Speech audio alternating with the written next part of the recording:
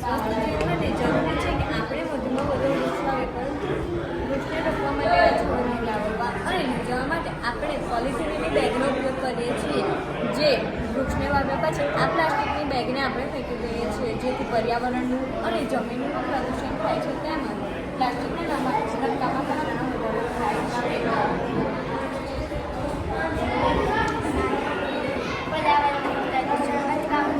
પ્લાસ્ટિકના કચરાના વધારાને અટકાવવું. જમીન અને પ્રદૂષણ અટકાવવું. જમીન અને ફળદ્રુપતા વધારવી. કુદરતી વેસ્ટ મટીરિયલ્સ સ્માર્ટ વેસ્ટ જરૂરિયાત સાધન સામગ્રી મગફળીના ફોતરા, મોટામાં કાગળના ટુકડા, નાળિયેરની છાલ, કાળી માટી, મૃદાની માટી, પાણી જરૂરિયાત પ્રમાણે.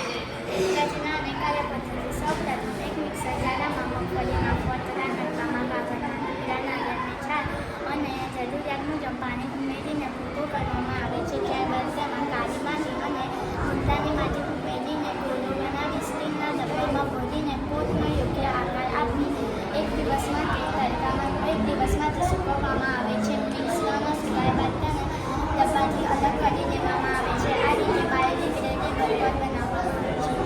એક બાયોડિગ્રેડેબલ પોટલો તેમાં જરૂરિયાત મુજબ માટી ઉમેરો. ત્યારબાદ તેમાં કોઈ પણ એક છોડનું બીજ વાવો.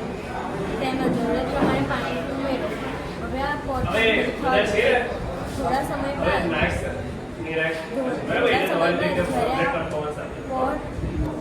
પોટ યોગ્ય ઊંચાઈ પ્રાપ્ત કરી લે એટલે આ પોટ તૈયાર છે. વ્યવહારિક ઉપયોગિતા.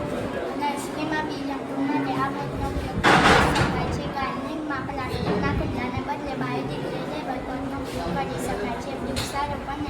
વૃક્ષારોપણમાં આ પોટને સીધો જમીનમાં વાવવાથી જમીન અને ફળદ્રુપતામાં વધારો કરી શકાય છે. ભારત સરકારના ગ્રીન ઇન્ડિયા, સ્વચ્છ ભારત અને પ્લાસ્ટિક મુક્ત ઇન્ડિયા સપનાને સાકાર કરી શકાય છે. પ્લાસ્ટિકથી થતા કચરાના વધારાને અટકાવી શકાય છે. પર્યાવરણના પ્રદૂષણને અટકાવી શકાય છે. એક જગ્યાથી બીજી જગ્યાએ લઈ જઈ શકાય છે અને